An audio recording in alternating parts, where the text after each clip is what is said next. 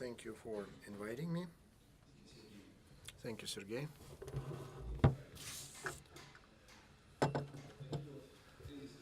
So this is what I'm going to talk about. Main points: bureaucracy in Russia, red tape in Russia.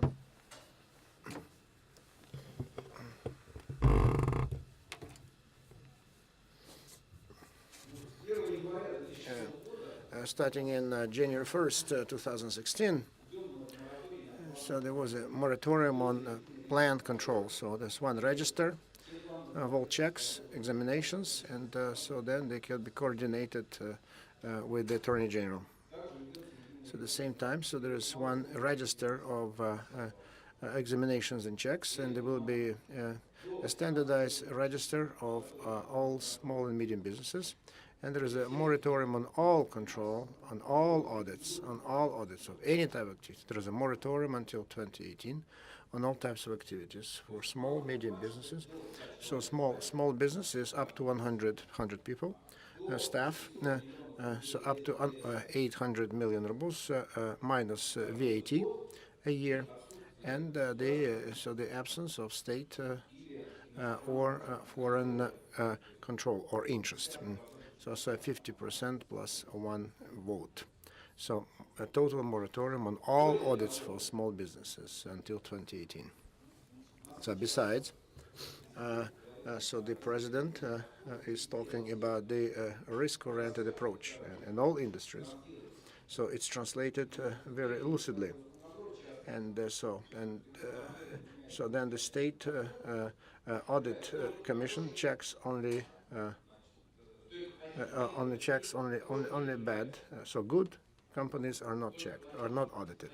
Only bad, risky company are audited. So and the unreliable ones, so that they displayed certain violations during the previous audits, then they are audited again. And so three categories of risks. So then considerable is once in 3 years. So then moderate once in 7 years, and low risk, so no planned audits at all. So this is the decree of the government, and then there is a draft of the bill, of the resolution concerning this. So then considerable ones in 3 years, 7 years, and none.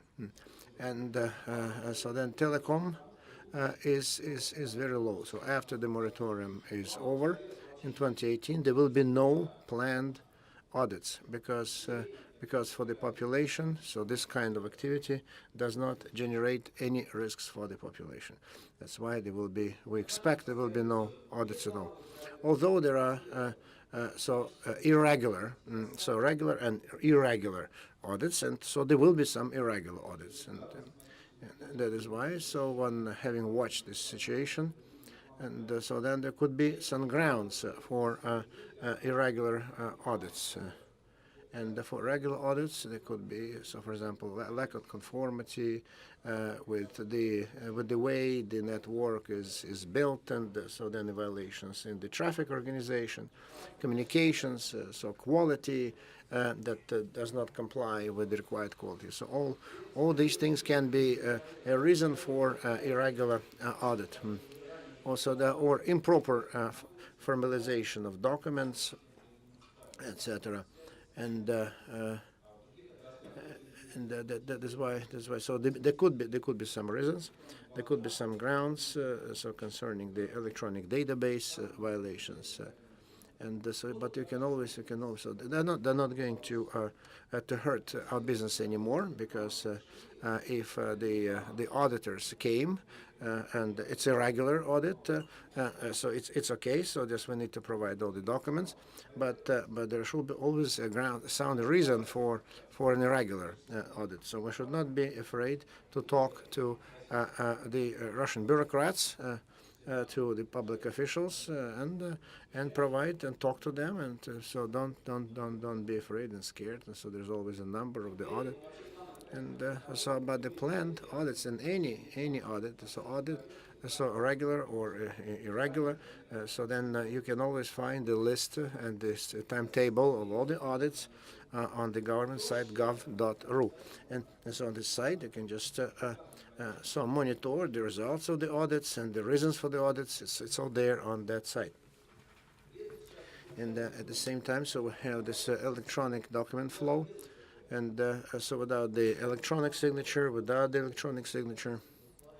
and so then, for example, the commissioning of new networks without any additional red tape.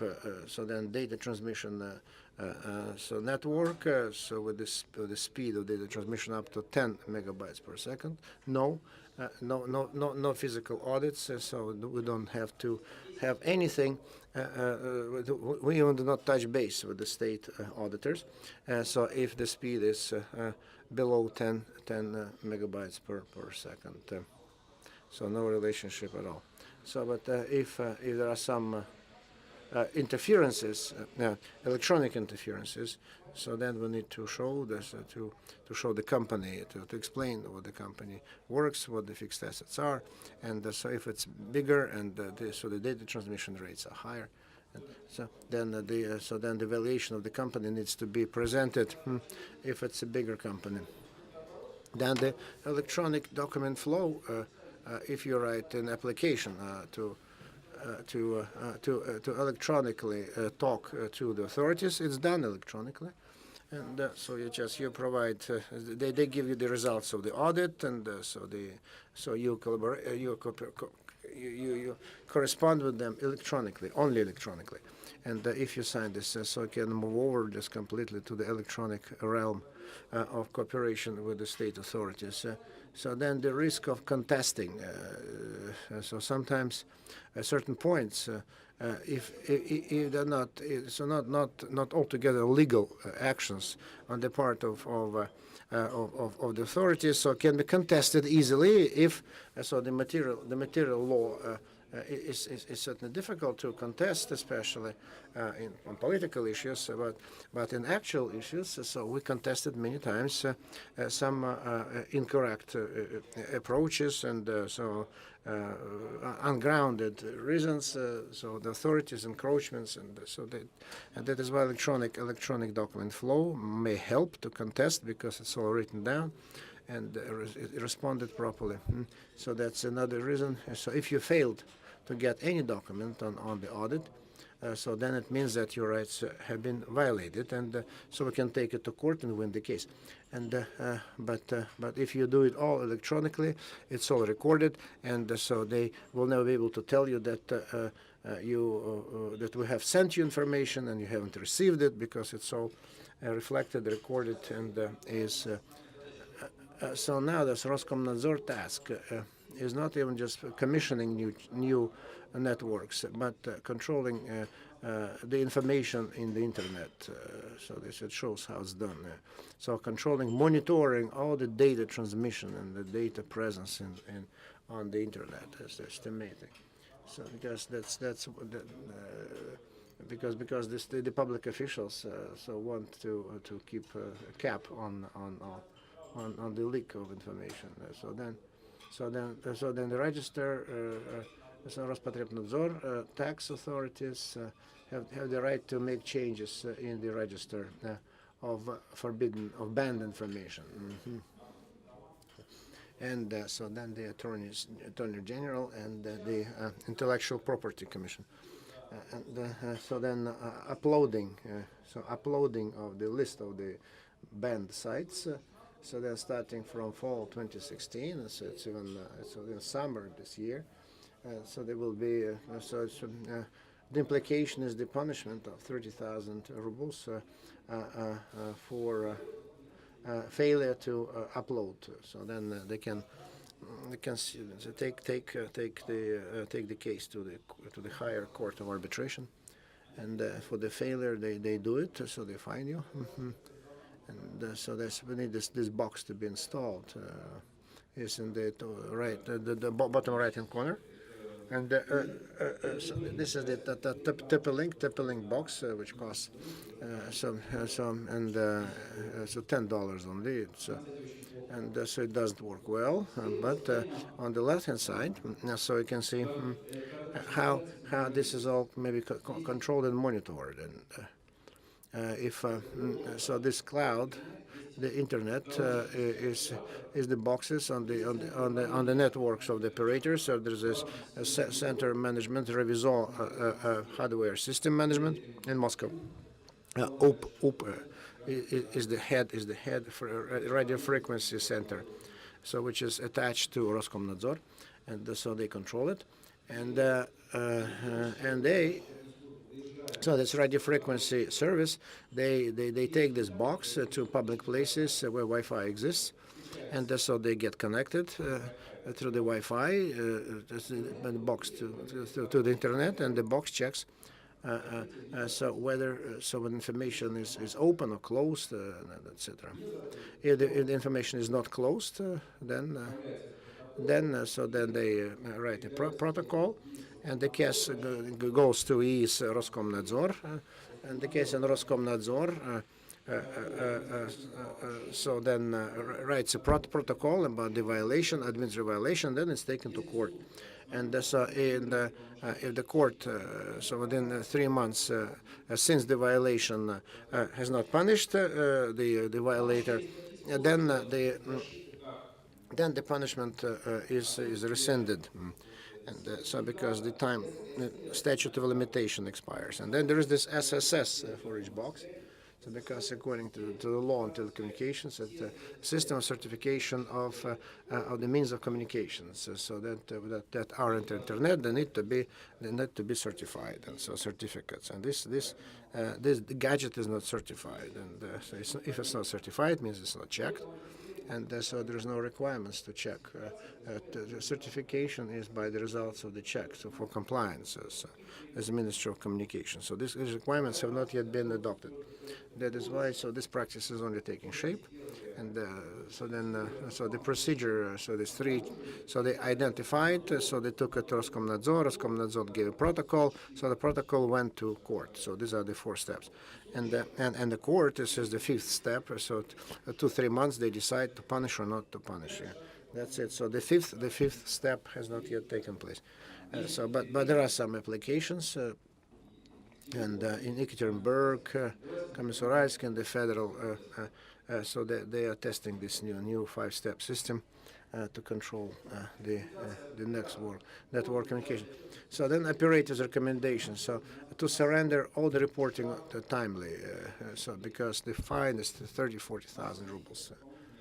So then we have additional tax. It's not a tax, but legally, but it's kind of mandatory. So 1 or 2% of the revenue, of total revenue, whatever you get, 1-2% needs to be given to the state, and the state takes this revenue and uses it to develop the available internet in all cities and towns and villages, etc. So this is why 1-2% goes for the development of cheap, free internet, and so this is the center. So they're building a national champion network. So that's why this is the 1-2% operators tax. Then you need to provide information about the technological capabilities or properties of your networks, and there's information about your networks. And so the Roskomnadzor wants to have all this information. There's a contradiction, but so you cannot require legally documents that you already have, but. So the fine is only 5,000-10,000 rubles. So for failure to provide this information, then there is statistical information on reporting. So we don't have so the 200 staff. So they do sampling. So once in 5 years. But failure to provide reporting, so 100,000 rubles fine is done once in 5 years.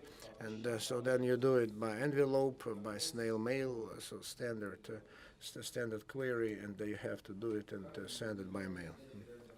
And then another, so then federal owned personal data needs to be observed, and so then all operators, their personal data only for in-house purposes, for the purposes of providing services to the subscribers, and so then at the same time, but collect information about the staff. So it's their personal business, and so you don't have to provide information about so whether the personal data information law is violated or not, because but all the subscribers so need to be informed and signed, and this contract should be signed with each individual who is outside the system, and so the subscribers. Then the most important part is commissioning. Commissioning is easy now, so formally. So Roskomnadzor, so up to 10 megabytes, no contacts with Roskomnadzor. But another paper, another document, is SORM plan, or SORM, or the Act on the Implementation of SORM. So SORM Implementation Plan Act. So that it is a SORM plan. So with the approval of the FSB, that it did the commissioning of this network, and SORM, so traffic of subscribers is scrutinized. So usually so it's not properly regulated. So 3 months after the testing, certification is issued. So no accreditation, no certification, nothing yet. And so then there are no certificates, but the absence of certificates, because SORM is the networks of general use. So, but still, so the fine is 300,000 rubles. So formally, so if there is an attorney general office, then there is a FSB office, and if the attorney general learns and sees that SORM is not certified, that the operator has, and if they want to seize it, so then Attorney General, as not certified, that will have the right to seize this SORM document, so, and fine 300,000 rubles. So this is the contradiction, and so that's the way SORM is installed.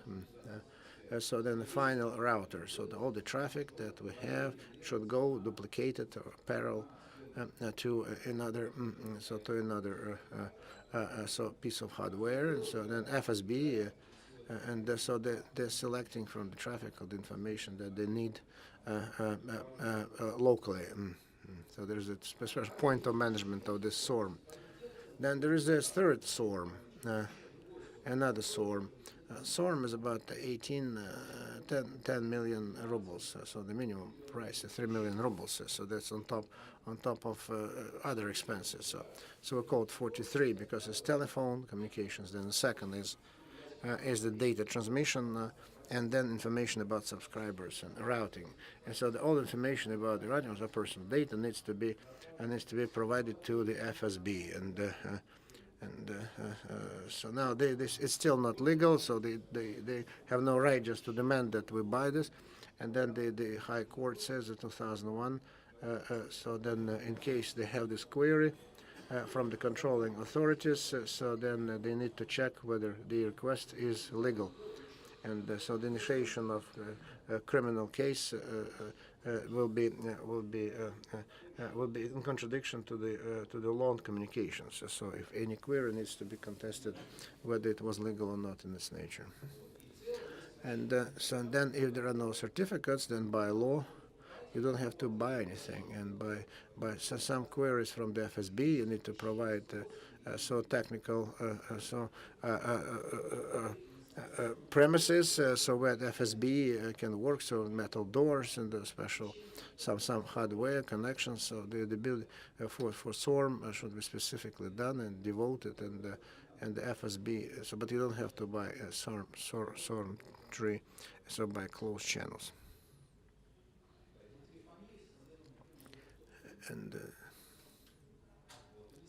And then the non-discriminated access to the communications infrastructure. So we had this national champion.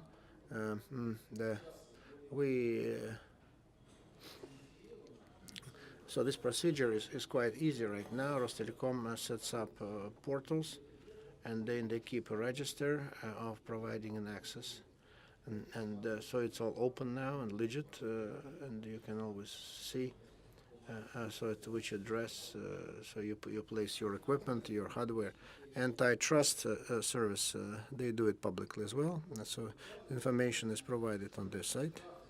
So the fines are hundreds of thousands of rubles. So, for example, then housing. So the service of communications is a public service, and it is why the household management companies have no right to restrict making the block of apartments or house available for the communication lines. And another court practice, so we have personal data cases. Google, a lawyer through Mosgorsud so filed the case, so exacted 50,000 rubles for using its Gmail. So and Google added traffic and added to the questions 2 letters. Google did that. So the query is that this guy was writing this legal, and so that's why he managed to find. So then 50,000 rubles about Gmail. So there were no references, no links to local, according to American legislation. So they need to comply. So that the subscriber just put a tick, and said agreed. So then still, so this is a political case, and so the court won. The court took the side of the litigant. And then, so for example, so the case on indeterminate blocking of Roskom Svoboda, for example. So then the page was blocked, and so it was taken out of the register, and they didn't contest it. That's why it's blocked. Then the patent law and so information is removed,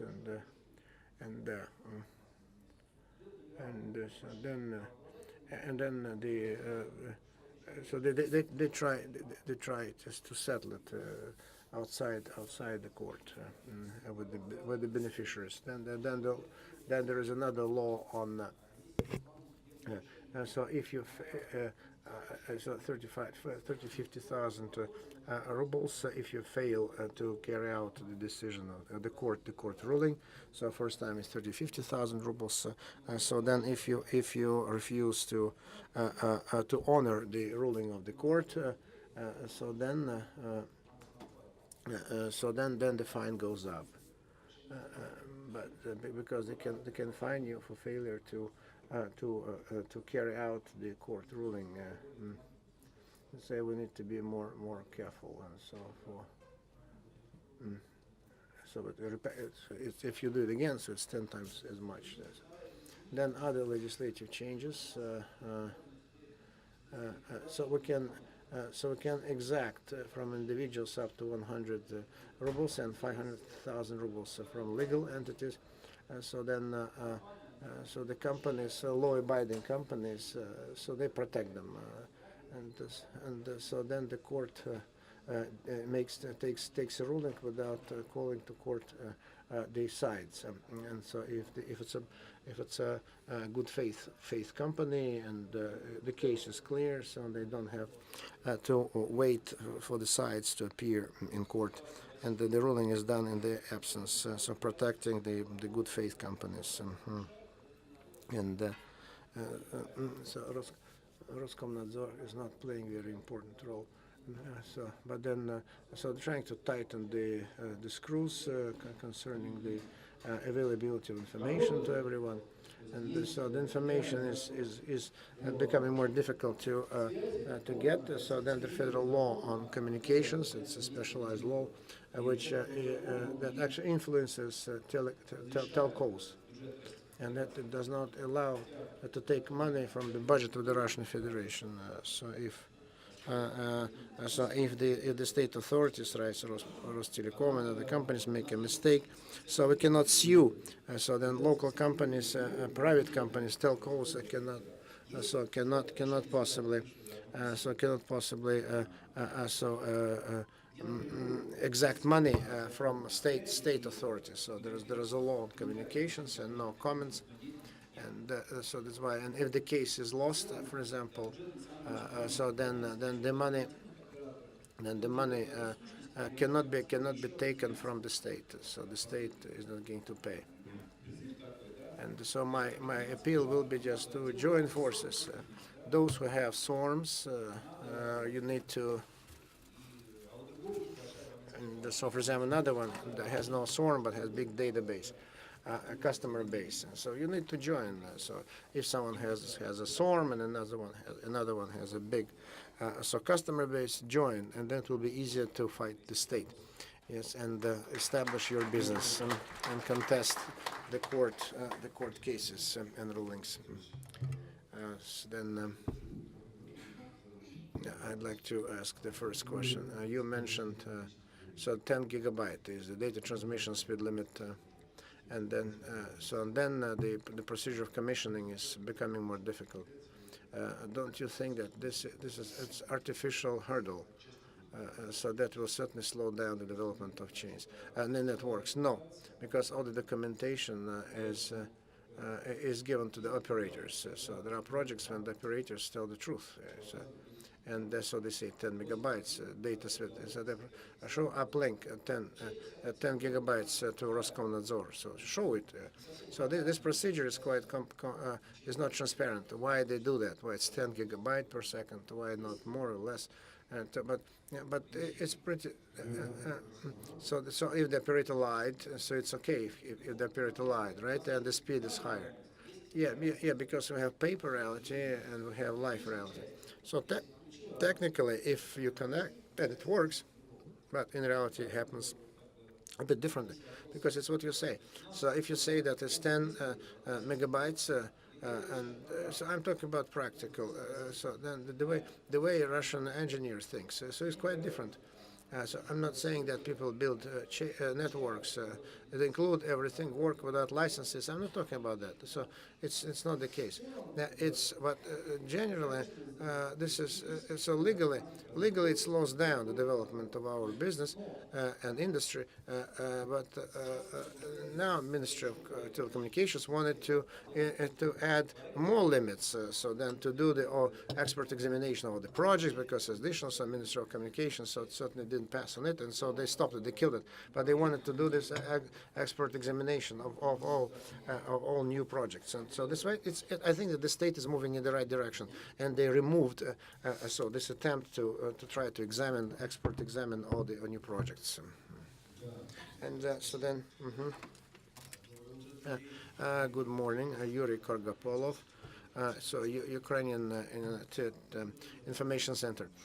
You were saying that you follow certain court cases related to what's happening in internet-related court cases. It's no secret that it has to do with the difficulties of reflecting what is happening or recording or what's happening in the internet. How do you address this issue? Okay. In particular, we have discussed on when one operator can just refuse to have services, in particular interconnect. We had these cases, for instance, for information about the connection between the IP addresses and RIPE. When one operator just disconnected uplink, turned it off, and so we printed out the protocols. This is technical aspect. Yes, no, I meant so court, accepted this type of evidence and said that the operator should not get the money. Who acted as experts? We. Are you certified as an expert? Yes, for experts, we. In this particular litigation, we did not involve an expert because just lawyers were sufficient because they knew the technology. What about web content and monitoring this component? And so notary, notary public, a person would go to the notary, but the notary cannot. How can I express it? For instance, there is frame, 0 frames, there are banners. Absolutely different information they can supply from different IP. Making a screenshot, but it may be different from notary to the notary public will undertake this responsibility. So you believe that the notary, yes. There is a specific action like survey. So he would record the page, look what's happening in the internet, and write that he saw it, that he did see, and this can be accepted as evidence. It's like, the bee knows how to collect honey, but doesn't understand the processes that actually give you the pollen and honey, and how the plants grow, and how. No, but there is no task to understand the processes. If the state agencies understand, the government agencies understand all the processes, they'll be too cumbersome for that. Great, great.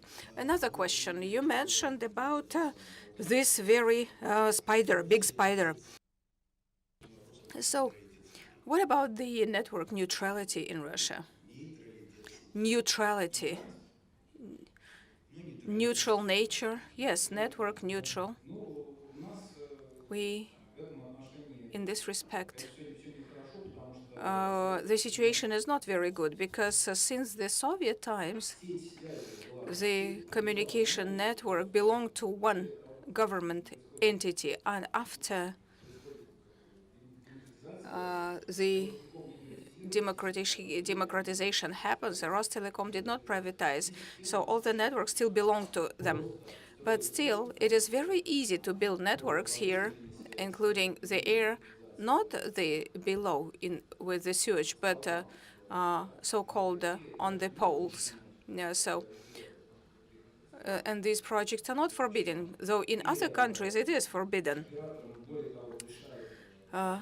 And besides, the operators are permitted to make new lines as the owners of the apartment blocks allow them. So alternative operators build their networks and build their businesses. Thank you. Thank you, Dmitry.